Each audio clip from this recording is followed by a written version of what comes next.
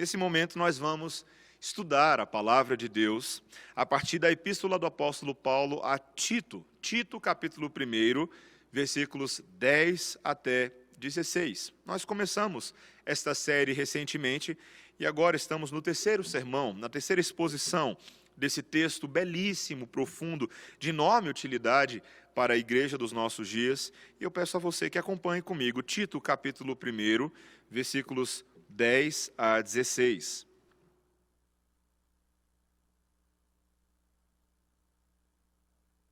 Assim diz a palavra, inspirada, infalível e inerrante do nosso Deus. Porque existem muitos insubordinados, pauradores frívolos e enganadores, especialmente os da circuncisão. É preciso fazê-los calar, porque andam pervertendo casas inteiras, ensinando o que não devem, por torpe ganância. Foi mesmo, dentre eles, um seu profeta, que disse: cretenses, sempre mentirosos, feras terríveis, ventres preguiçosos. Tal testemunho é exato. Portanto, repreende-os severamente, para que sejam sadios na fé, e não se ocupem com fábulas judaicas, nem com mandamentos de homens desviados da verdade. Todas as coisas são puras para os puros. Todavia, para os impuros e descrentes, nada é puro, porque tanto a mente como a consciência deles estão corrompidas. No tocante a Deus, professam conhecê-lo. Entretanto, o negam por suas obras. É por isso que são abomináveis, desobedientes e reprovados para toda boa obra. Esta é a palavra de Deus. Vamos orar. Senhor, carecemos neste momento da divina intervenção do Espírito Santo, o intérprete supremo da palavra de Deus, que nos habilita a ouvir a voz do Espírito e a entender a vontade do Senhor. Esta é a nossa oração, em nome de Jesus. Amém.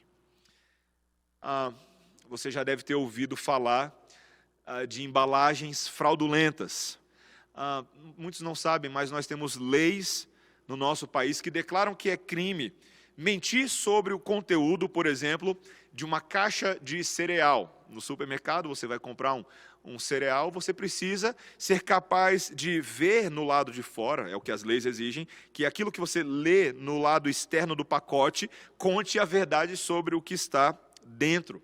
Embalagens fraudulentas são ilegais. Existem vários regulamentos, inclusive um princípio da verdade na publicidade. É uma outra maneira de proteger o público. Um bom exemplo disso, todo mundo conhece, é o aviso que as pessoas colocam nos maços de cigarro, não é mesmo? Fumar causa câncer de pulmão, doenças cardíacas, enfisema e até complicações na gestação. Infelizmente, tais leis não existem sobre as pessoas. Nós não temos avisos que dizem o que realmente está por trás da embalagem das pessoas, por trás das roupas, das expressões faciais, dos maneirismos, dos padrões de fala e de comportamento. Ninguém por aí é forçado a carregar uma placa no peito para dizer o que realmente está sentindo, pensando ou planejando fazer.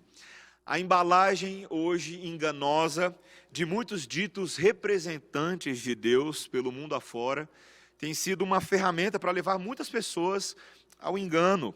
Como Paulo disse lá em 2 Timóteo, capítulo 3, versículo 5, são homens, pessoas que têm a aparência de piedade, entretanto negam o poder e a verdade de Deus. Homens que se tornaram especialistas nesse tipo de disfarce de camaleão. E o pior é que muitos por aí acabam caindo nessas armadilhas. E antes que percebam, já atraíram um grande dano sobre si, sobre seus corações, sobre as suas famílias e sobre as suas igrejas. Meus irmãos, esse texto de hoje é um texto sobre como identificar as ciladas do falso ensino e como nos protegermos e proteger os nossos corações e as nossas famílias e as nossas igrejas dessa sutileza das armadilhas de Satanás. E esse texto nos mostra 5 perigos típicos do falso ensino. E eu vou listar para você e depois nós vamos seguindo um a um.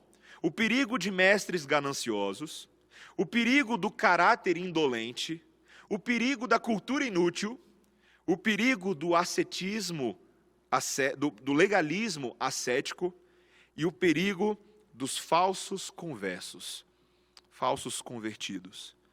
Primeiro, veja comigo o perigo de mestres gananciosos. Nessa sessão que nós vamos começar aqui agora, nós vemos que Paulo vai fazer uma descrição dos falsos mestres que contrasta diretamente com o que ele falou na sessão anterior, de como deveriam ser escolhidos os presbíteros e os bispos que vão cuidar do povo de Deus. Mas note que agora Paulo passa a descrever a Tito como esses homens são, as características deles. A primeira coisa que ele diz é que esses homens são insubordinados. O grego anipotakoi, homens que são rebeldes, que desprezam a regra do governo da igreja e dos seus líderes. São homens também, uma expressão interessante aqui utilizada, pauradores frívolos. O que significa isso? Homens que são vazios em seus ensinamentos, que falam muito, mas não dizem nada.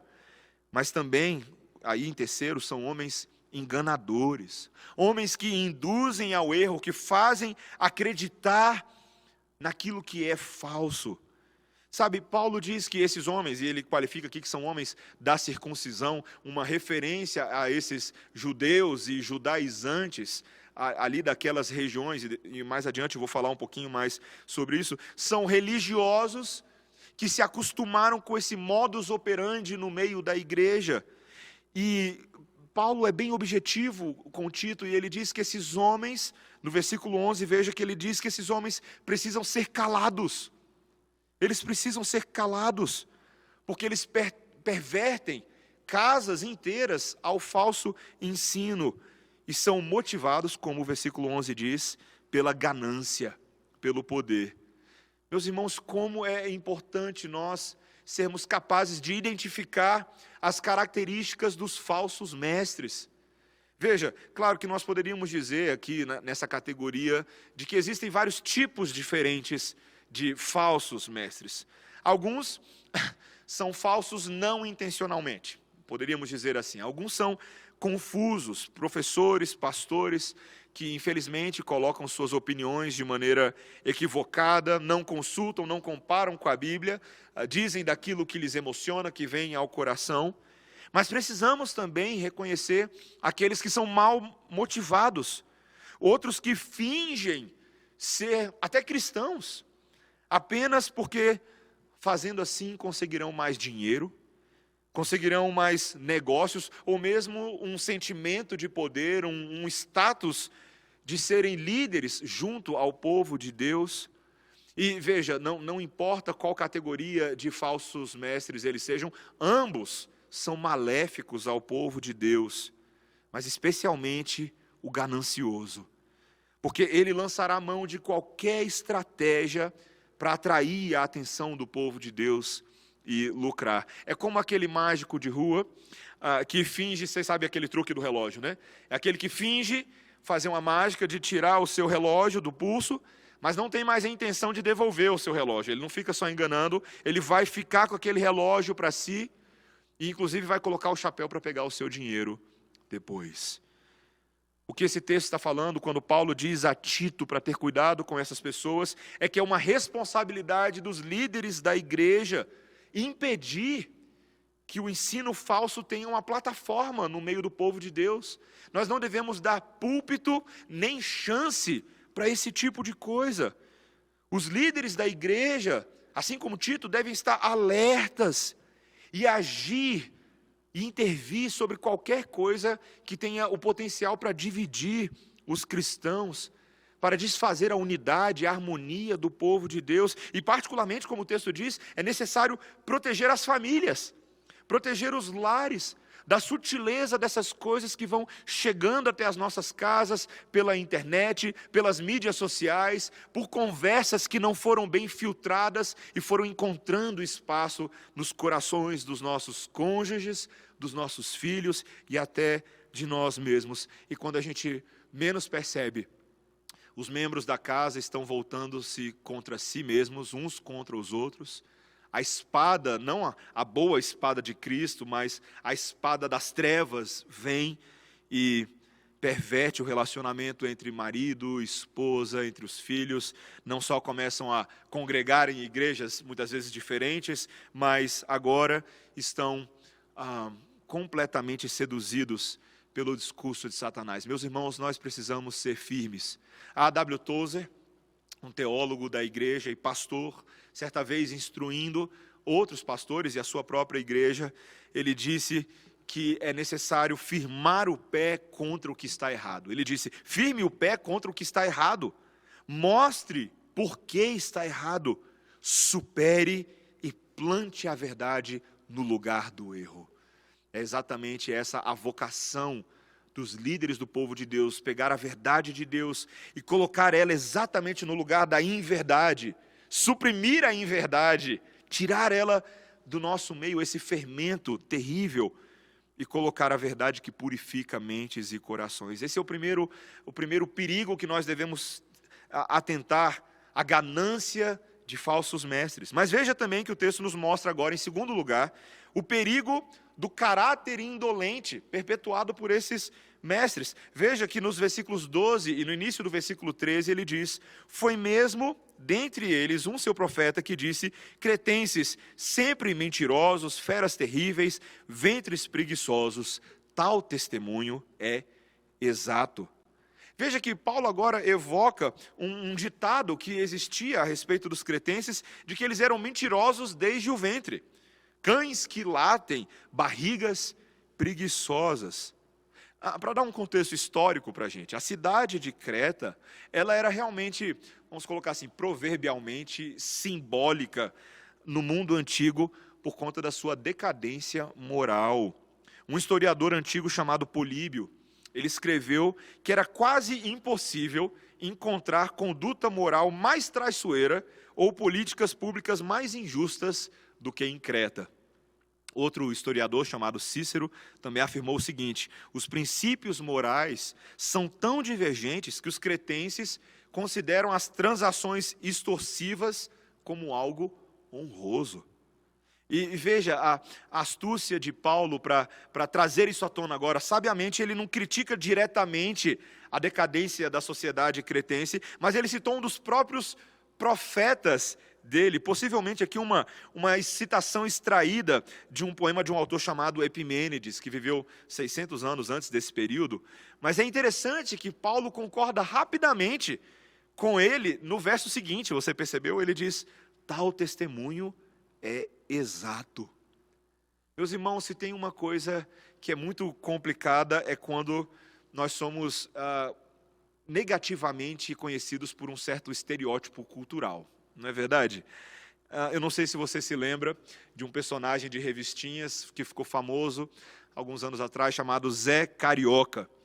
O Zé Carioca é um papagaio que foi criado pelo próprio Walt Disney, numa das vindas dele ao Brasil, ali na década de 40, 1940, e que mostra muito a visão que os estrangeiros têm a nosso respeito. Esse Zé Carioca é a imagem do brasileiro.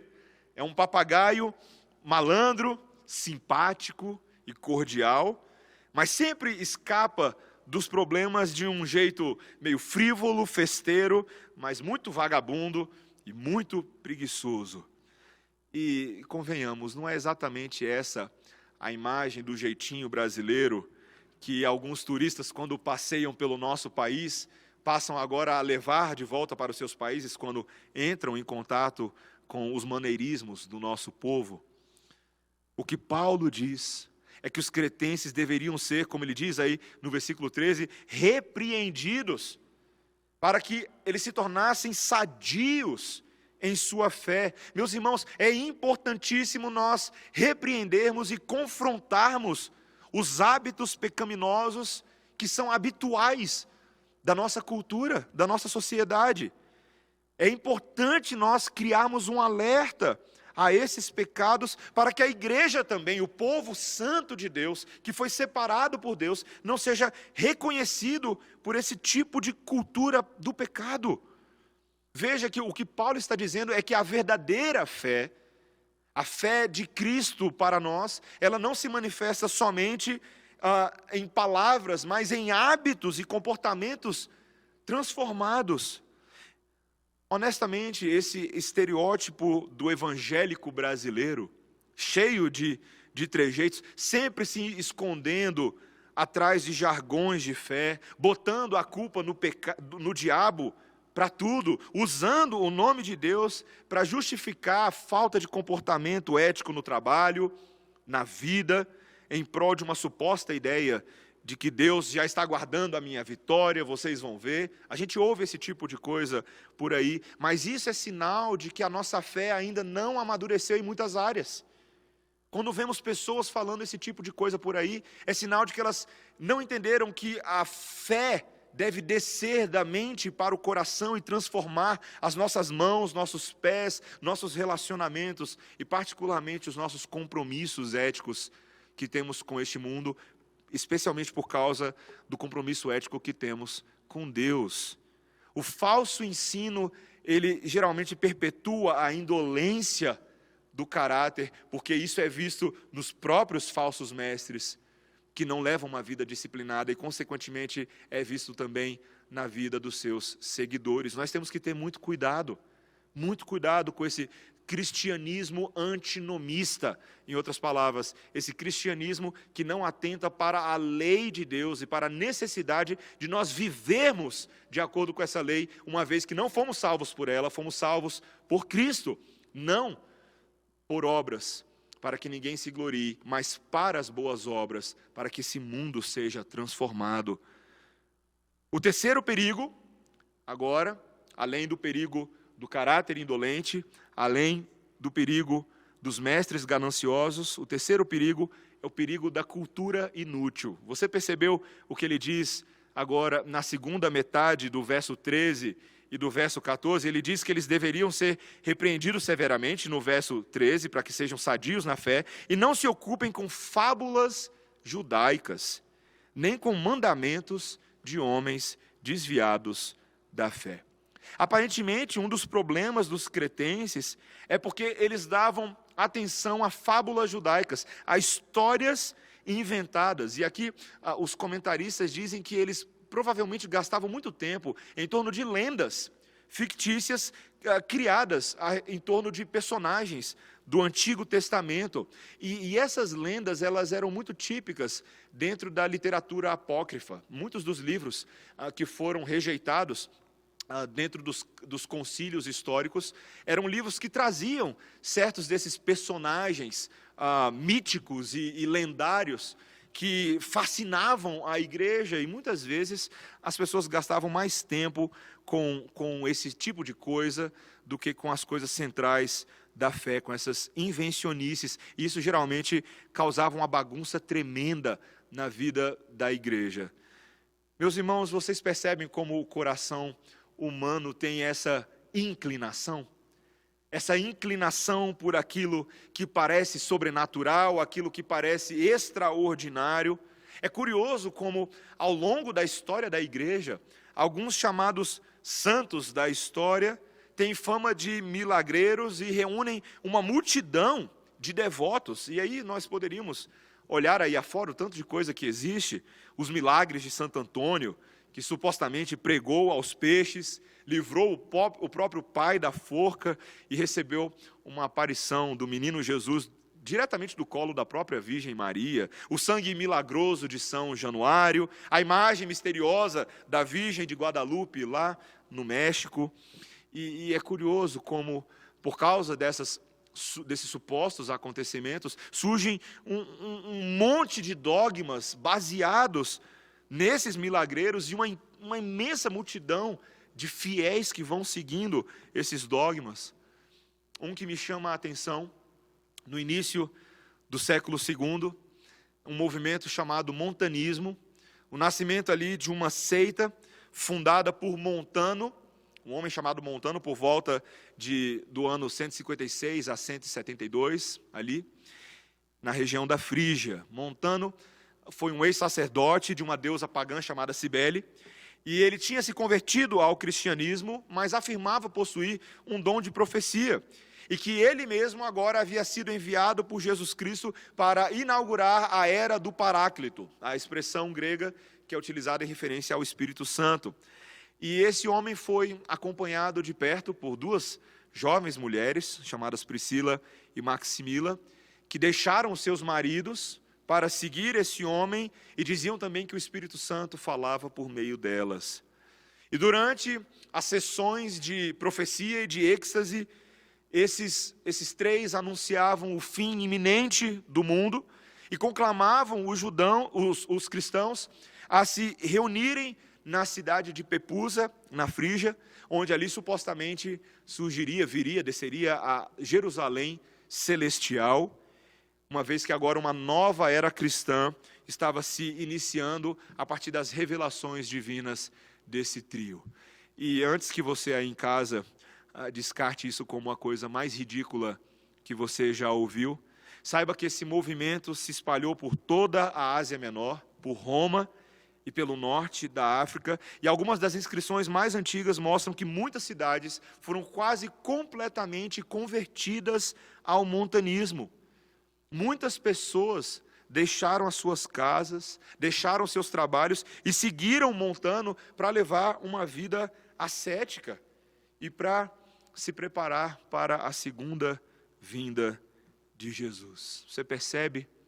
Veja, eu não quero que você compreenda errado o que eu estou falando aqui nessa manhã. Eu não estou dizendo que nós não acreditamos nos milagres que a palavra de Deus nos relata, nas intervenções divinas sobrenaturais realizadas nos períodos bíblicos e que Deus, inclusive, nos nossos dias, eventualmente pode intervir nas nossas vidas de forma a trazer cura e produzir bênção no nosso meio. Não é disso que eu estou falando.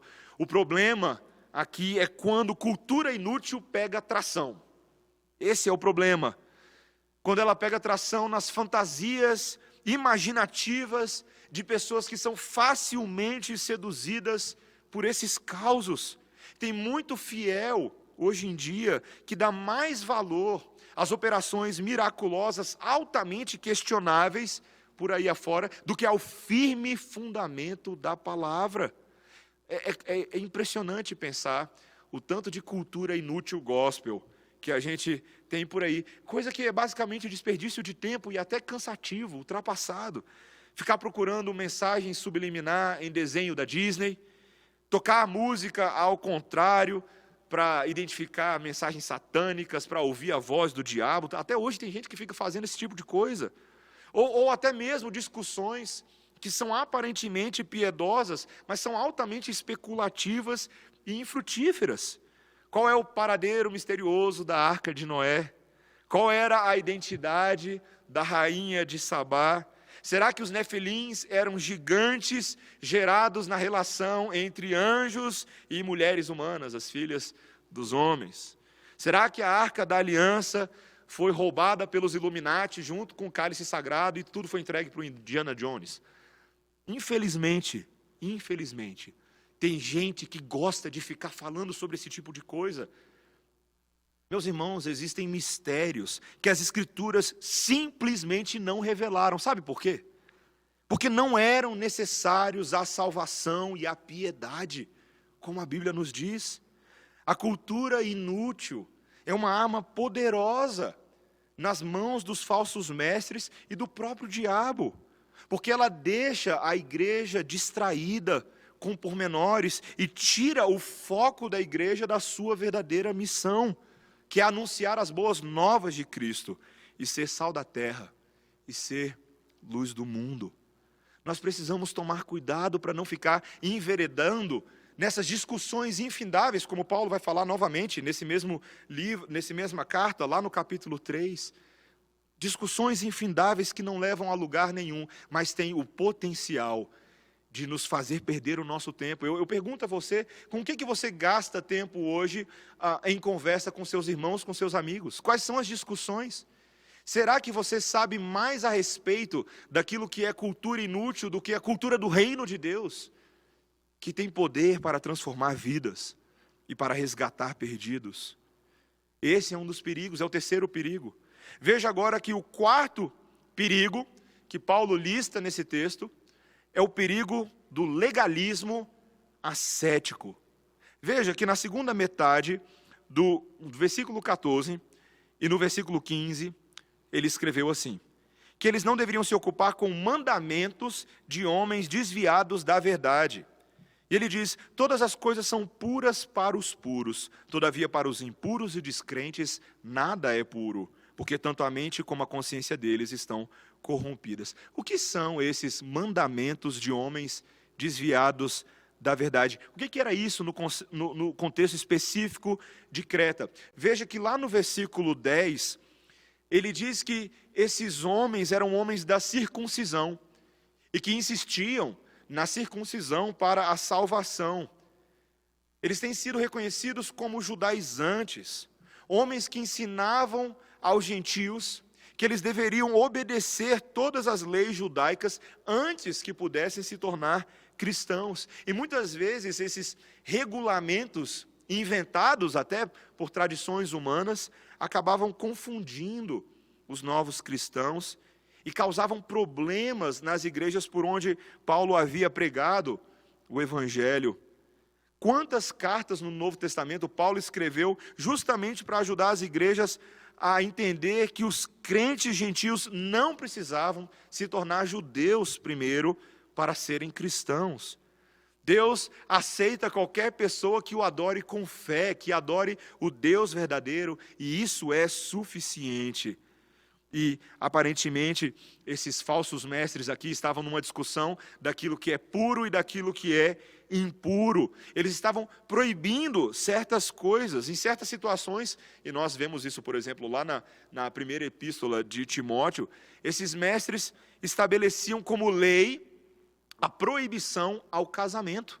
Impediam que as pessoas se casassem, ou mesmo a abstinência de alimentos. Veja que o próprio Montano, que eu citei aqui um pouco antes, ele impôs isso sobre os seus seguidores. Ele pregava um radicalismo, uma abstinência de alimentos, um jejum radical. Ele pregava o celibato, que as pessoas deveriam se abster do casamento, e tantas outras regras que ele impôs sobre os seus seguidores.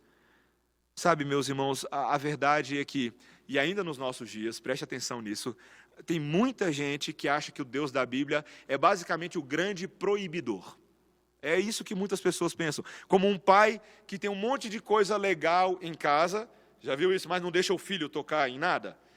Não vai tocar naquilo, não tira a mão daí, olha que eu estou de olho em você. E, meus irmãos, o Evangelho não é exatamente assim. A palavra nos ensina a manusear a criação de Deus, não nos afastarmos completamente dela. Veja que o que Paulo deixou bem claro, e lá mesmo em 1 Timóteo, capítulo 4, versículos 3 a 5, é que essas coisas, o casamento, os alimentos, elas foram criadas por Deus para serem recebidas com ações de graça por aqueles que conhecem a verdade. E Paulo diz lá que tudo que Deus criou é bom, e não deve ser recusado, porque é santificado pela palavra de Deus e pela oração. É a palavra de Deus que nos dá os parâmetros em como nos relacionarmos com a criação de Deus. O pecado não está na criação. O pecado está em nós, no nosso coração. É o coração do homem que é corrupto, que é idólatra, e é o coração do homem que altera o propósito e o significado das coisas boas que Deus deu para proveito próprio por causa do egoísmo. Nós temos que ter muito cuidado com esse falso ensino que vai perpetuando um ascetismo, um legalismo do não toque isso, não toque aquilo, mas não nos ensina a julgar todas as coisas e reter o que é bom. A vivermos nesse mundo. Lembre-se que a oração do Senhor Jesus Cristo não foi para que nós fôssemos removidos completamente deste mundo, mas que nós fôssemos protegidos do mal, porque nós estamos neste mundo, ainda que sejamos cidadãos do céu. Você deve ser capaz de julgar, de viver neste mundo, ao mesmo tempo viver para a glória de Deus, em última análise. E o último grande perigo que o falso ensino geralmente perpetua, além desses outros 4 que nós já falamos, é o perigo dos falsos convertidos, dos falsos conversos. Está aí no versículo 16, de forma conclusiva. No tocante a Deus, professam conhecê-lo. Entretanto, o negam por suas obras. É por isso que são abomináveis, desobedientes e reprovados para toda boa obra. Você percebe qual é o centro do pecado dos falsos mestres? É uma contradição. Por um lado, eles dizem que conhecem a Deus, que creem em Deus, mas as suas próprias obras negam este conhecimento, esta crença. Meus irmãos, a ausência de ações condizentes com uma vida transformada deve nos levar a duvidar da fé de uma pessoa. Lembre-se que lá no Sermão do Monte, o próprio Senhor Jesus Cristo disse que nós deveríamos nos acautelar dos falsos profetas, que, Mateus capítulo 7, versículo 15, tá? Acautelai-vos dos falsos profetas, que se vos apresentam disfarçados em ovelhas, mas por dentro são lobos roubadores. Pelos seus frutos os conhecereis. Colhem-se porventura uvas dos espinheiros, ou figos dos abrolhos? Assim toda árvore boa produz bons frutos, porém a árvore má produz frutos maus. Não pode a árvore boa produzir frutos maus, nem a árvore má produzir frutos bons. Toda árvore que não produz bom fruto é cortada e lançada ao fogo. Assim, pois, pelos seus frutos os conhecereis. Veja como Paulo está alinhado aqui com o Senhor Jesus. Ele não condena somente a doutrina dos falsos mestres, mas também as suas ações. E isso deve ser claramente reconhecido também no nosso convívio com aqueles que se dizem irmãos. Quantas vezes Satanás tem se utilizado da estratégia de infiltração, como um espião, como aqueles de filme que a gente já conhece, que se coloca no meio do povo de Deus e se faz passar por irmão, consegue nos cumprimentar com a paz do Senhor, tem o mesmo tipo de abraço, de aperto de mão, talvez não tanto nesses dias de coronavírus, mas ele é capaz de se fazer passar e enganar, se possível, os eleitos de Deus, porque é exatamente esse o objetivo dele. Meus irmãos, quando eu olho a estratégia do inimigo, as ciladas e armadilhas que ele prepara para nós podemos ficar um tanto estarrecidos. Quantas igrejas, quantos escândalos, quantos pastores já caíram e perderam a sua fé e se desviaram do caminho do Senhor, porque deram ouvidos a essa voz de serpente que parece tão agradável e manda comer do fruto. Até mesmo os próprios discípulos de Jesus eventualmente foram tentados e foram seduzidos pelo engano. Como que nós poderemos nos proteger desses ensinos subversivos, que são tão sutis quanto um vírus invisível que se espalha na sociedade? Como que nós podemos evitar a contaminação, o contágio? Em Lucas capítulo 22, e eu caminho para a conclusão, temos ali um texto sobre a noite em que o apóstolo Pedro estava prestes a negar o Senhor Jesus 3 vezes. Mas antes mesmo que ele cometesse essa traição impensada, tem um detalhe naquele texto de Lucas 22, lá no versículo 31, de uma fala que o Senhor Jesus Cristo fez a Pedro, quando ele disse assim: Simão, Simão, eis que Satanás vos reclamou para vos peneirar como trigo. Eu, porém, roguei por ti, para que a tua fé não desfaleça. Tu, pois, quando te converteres, fortalece os teus irmãos. Eu fico imaginando Pedro ouvindo o início dessa fala. Você consegue imaginar isso? Pedro, deixa eu te falar uma coisa, Satanás está querendo a tua vida, está querendo a tua alma, mas eu roguei por ti, para que a tua fé não desfaleça. Meus irmãos, a força da igreja para resistir o falso ensino não está na igreja. A força está no intercessor que roga por nós, para que Satanás não seja capaz de capturar as nossas almas de maneira irrevogável e nos retirar da bênção de Deus. Não! Jesus Cristo, pelo poder da sua vida, da sua morte, da sua ressurreição, foi capaz de nos selar de tal maneira que o poder das trevas não tem efeito eterno sobre nós. Ele nos separou como igreja, como família, como povo de Deus, para que as assolações dos falsos ensinos, e particularmente também as assolações de vírus, sejam incapazes de tirar a fé e a salvação que pertence tão somente ao povo de Deus. Eu e você estamos sim vivendo dias complicados, dias terríveis, mas dias que estão perfeitamente dentro dos dias contados, decretados e escritos por Deus no livro dos dias, para que o poder dele se manifestasse a nós. A nossa fé não vacilará. Por quê? Porque Jesus não vacila. Nossos corações não serão de tal maneira retirados. Por quê? Porque Cristo não se retira das nossas vidas. Ele é o Deus conosco, Emanuel, que quando deu a grande comissão à igreja, afirmou que estaria conosco todos os dias, até a consumação dos séculos. Meus irmãos, essa é a esperança do povo de Deus. Maior é o que está em nós do que o que está no mundo. O nosso mestre, o nosso bom mestre, é maior do que os falsos mestres. E a igreja do Senhor não sucumbirá. Ele nos liberta pela sua verdade e Ele nos sustenta com o seu poder.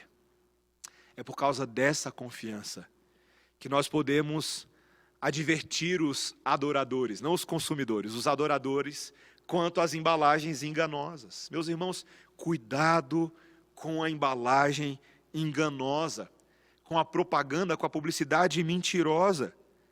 E veja, quais são algumas dicas para você reconhecer esses mestres gananciosos, esses mestres que perpetuam o caráter indolente, esses mestres que adoram fábulas e coisas desse tipo.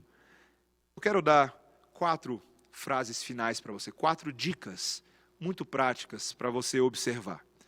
Esses falsos mestres geralmente focam mais a atenção em si mesmos do que em Cristo. Essa é uma forma para você começar a alertar o seu próprio coração e os seus irmãos. Cuidado.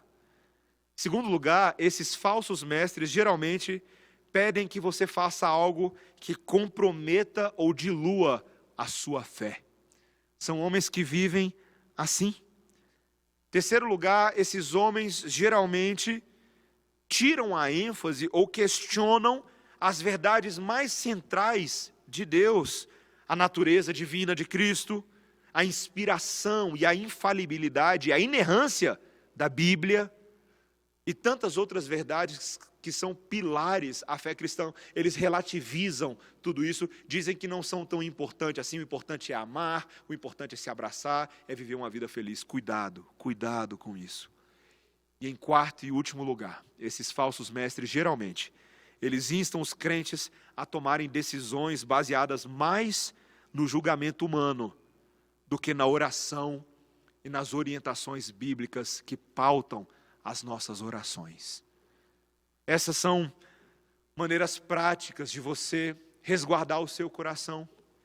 E nós devemos, desde já, orar por nós mesmos, orar pelo povo de Deus, orar pelos líderes do povo de Deus. Eu espero que realmente você ore por mim, ore pelos presbíteros, ore por todos aqueles que receberam a responsabilidade de levar a sã doutrina às suas ovelhas, para que nós não sejamos instrumentos das trevas, mas que nós continuemos honrando a Deus, e que você honre a Deus com a sua vida também, não dando bola para cultura inútil por aí, mas dando bola para o reino de Deus e a sua justiça, sabendo que todas as outras coisas nos serão acrescentadas.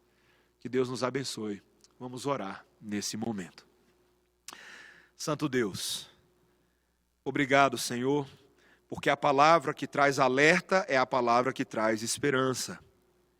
Ainda que sejamos capazes de reconhecer esses perigos típicos do falso ensino, nós não somos suficientes para nos salvar a nós mesmos. E louvamos o Senhor, o Deus da sabedoria, o Deus eterno, que naquela cruz selou a vida eterna para cada um de nós.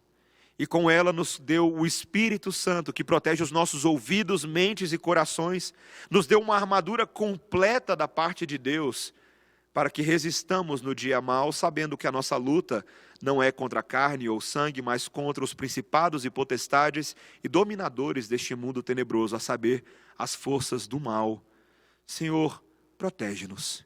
Ensina-nos a lutar esta luta, segundo as tuas estratégias e segundo as tuas proteções.